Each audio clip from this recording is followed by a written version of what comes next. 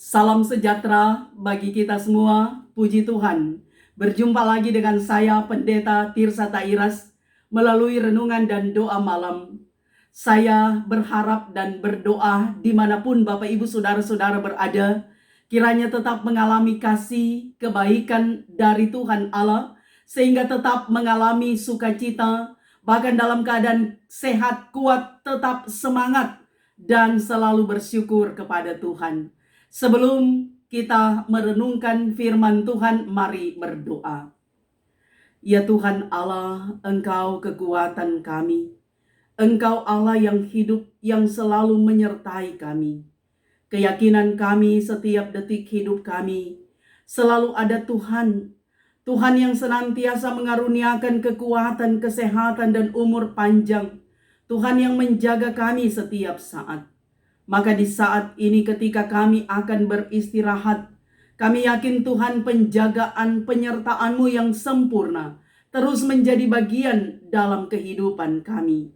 Maka isilah bejana hati kami dengan kebenaran firman-Mu, supaya firman ini dapat membuat hati kami tenang, pikiran kami juga tenang, sehingga kami yakin ada hari esok. Di dalamnya ada berkat yang Tuhan siapkan bagi kami. Berfirmanlah hanya di dalam nama Tuhan Yesus. Haleluya. Amin. Bapak Ibu, saudara-saudara yang dikasihi oleh Tuhan Yesus, Amsal pasal 23 ayatnya yang ke-22 sampai 25 berkata, "Dengarkanlah ayahmu yang memperanakkan engkau, dan janganlah menghina ibumu kalau ia sudah tua. Ayah seorang yang benar akan bersorak-sorak, yang memperanakkan orang-orang yang bijak akan bersuka cita karena dia. Biarlah ayahmu dan ibumu bersuka cita. Biarlah beria-ria dia yang melahirkan engkau." Bapak Ibu Saudara-saudara, renungan ini diberi judul "Sayangilah Orang Tua".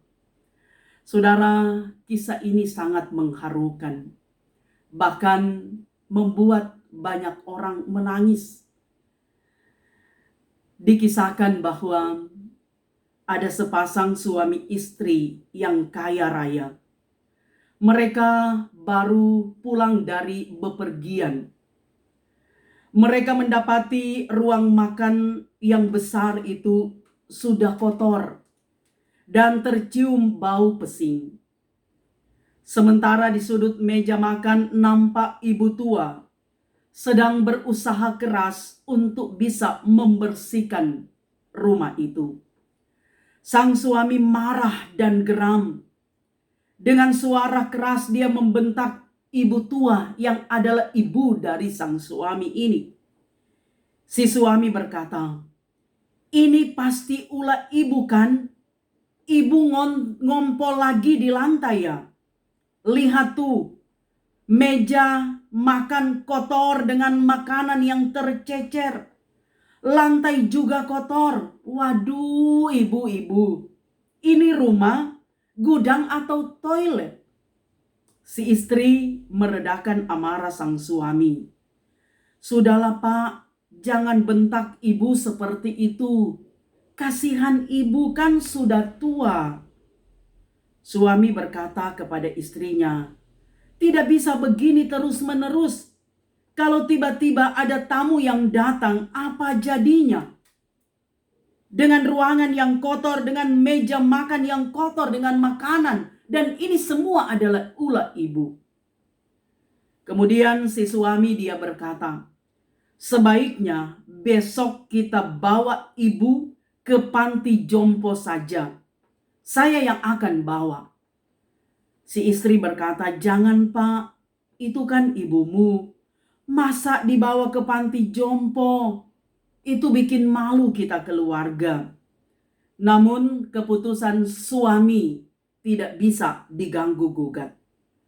Maka ibu dari suami ini dibawa ke panti jompo. Setelah ibu tua ini dibawa ke panti jompo, maka si suami sendiri yang membenahi kamar ibunya. Di bawah kasur ditemukan sebuah buku lusuh dengan kertas yang agak kuning kusam. Si suami tertarik karena melihat ada foto dirinya sejak kecil dan remaja. Di halaman depan bertuliskan judul buku, yaitu Putraku, Buah Hatiku. Si suami duduk lesu dan mulai membaca tulisan ibunya itu. Diawali dari hari dan tanggal lahirnya. Tulisan ini berkata, "Aku melahirkan seorang putra. Biarpun terasa sakit dan mandi darah, aku bangga bisa punya anak. Ya, aku bangga bisa berjuang melahirkan anak tanpa suami yang sudah mendahului aku. Aku rawat anakku dengan cinta. Aku besarkan anakku dengan kasih. Aku sekolahkan anakku dengan air mata. Aku hidupi dia dengan cucuran keringat. Ku ingat ketika aku bawa anakku ke klinik untuk imunisasi. Di atas angkot dia menangis, lalu kubuka kancing baju dan menyusui dia tanpa malu. Bahkan tiba-tiba dia kencingi aku. Biarlah aku sayang dia. Dan tiba-tiba dia batu kecil, muntah dan basahi rohku. Hari itu terasa indah bagiku. Biarpun aku basah oleh kencing dan muntahnya, aku tersenyum bangga sekali dengan putraku. Kejadian itu terulang beberapa kali. Aku tak peduli apa kata orang di atas angkot. Asalkan putraku bertumbuh sehat, itu yang utama bagiku. Sambil membaca, air mata sang suami mulai meleleh turun. Hatinya terasa perih, dadanya sesak. Tiba-tiba dia berteriak keras, meraung-raung sambil memanggil ibunya. "Ibu, ibu." Sambil berdiri, dia setengah berlari ke garasi. Istrinya kaget melihat ulah suaminya dan bertanya, "Kenapa, Pak? Ada apa, Pak?" Suami terisak, dia menjawab, "Aku harus bawa kembali ibuku ke rumah." Tiba-tiba telepon berdering, diterima istrinya. Lalu di seberang di telepon itu ada suara berkata, "Mohon ibu dan bapak segera datang ke panti jompo sekarang." Maka suami istri ini buru-buru ke panti jompo. Saat masuk, tampak tubuh tua ibu sedang diperiksa dokter. Si suami berteriak histeris sambil menangis, "Ibu, ibu." Ibunya lemah, ia berusaha memeluk kepala anaknya, seraya berbisik sendu di telinga anaknya, "Ibu bangga punya kamu, Nak. Seluruh cinta kasih ibu hanya buat kamu, Nak. Maafkan ibu. Ibu sayang padamu." Sang ibu pun menutup mata. Anaknya meraung keras menangis, "Ibu, ibu, aku minta ampun, Bu. Aku anak durhaka sama ibu. Ampuni aku, Bu. Ibu jangan tinggalkan aku, Bu. Ampuni aku, Bu." Saudaraku yang kekasih, sudah terlambat. Walaupun 1000 kata maaf diucapkan oleh si anak ibu si suami ini, tapi ibunya tidak dapat lagi mendengar. Padahal ibunya sangat menyayangi dia. Dia rela berkorban untuk anaknya.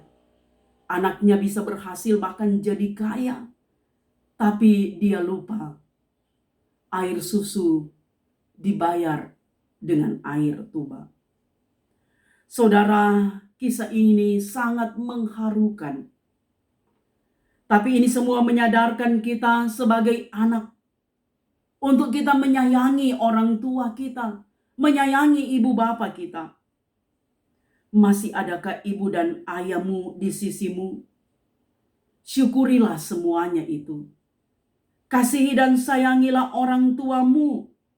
Ingatlah selalu bahwa kegeraman mengantar orang memeluk dosa. Tindakan bodoh membuat orang merangkul durhaka. Sikap ego mendorong orang mendekap nista.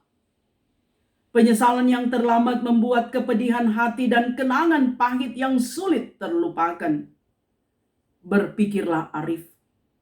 Bertindaklah bijaksana. Berucaplah kasih. Hiduplah penuh hikmat. Kasihi dan sayangilah orang tua kita semasa mereka masih hidup. Efesus 6 ayat 1-3 berkata, "Hai anak-anak, taatilah orang tuamu di dalam Tuhan, karena haruslah demikian. Hormatilah ayahmu dan ibumu, ini adalah suatu perintah yang penting, seperti yang nyata dari janji ini, supaya kamu berbahagia dan panjang umurmu di bumi." Sekali lagi, mari kita menyayangi, menghormati, dan mengasihi orang tua kita. Tuhan Yesus memberkati. Mari berdoa. Ya Tuhan Allah, Engkau sungguh baik. Firman-Mu menggugah hati kami sebagai seorang anak untuk menyayangi-Mu Tuhan. Menyayangi orang tua kami, menghormati orang tua, mengasihi orang tua kami. Sebab mereka berjuang untuk kami. Ketika kami berhasil menjadi orang sukses dengan apa yang kami miliki, itu adalah karena perjuangan dan doa setiap orang tua. Maka biarlah kami menjadi anak yang manis baik, anak yang taat, yang takut akan Tuhan, bukan anak yang durhaka. Tolong kami Tuhan. Kiranya kami yang menyaksikan video ini tergerak hati. Bahkan kami juga ajarkan kepada anak-anak kami menghormati orang tua, supaya Tuhan Engkau tetap dipermuliakan dalam hidup kami. Dalam keterbatasan, kelemahan, kekurangan kami. Kami percaya ada kekuatan, ada hikmat yang Tuhan beri bagi kami, supaya kami tidak menyia-nyiakan orang tua kami, tapi kami mengasihi mereka dengan tulus. Terima kasih Tuhan. Ini kami yang berdoa. Haleluya. Amin. Bapak Ibu saudara-saudara yang dikasihi Tuhan, demikianlah kebenaran firman Tuhan. Saya Pendeta Tirsa Tairas bermohon kiranya Bapak Ibu saudara-saudara akan terus mendukung channel YouTube Tirsa Tairas dengan cara nonton video, dengarkan kebenaran firman Tuhan, tekan tanda subscribe, like, dan berikanlah komentar yang membangun supaya nama Tuhan tetap dipermuliakan. Amin. Terima kasih. Tuhan memberkati.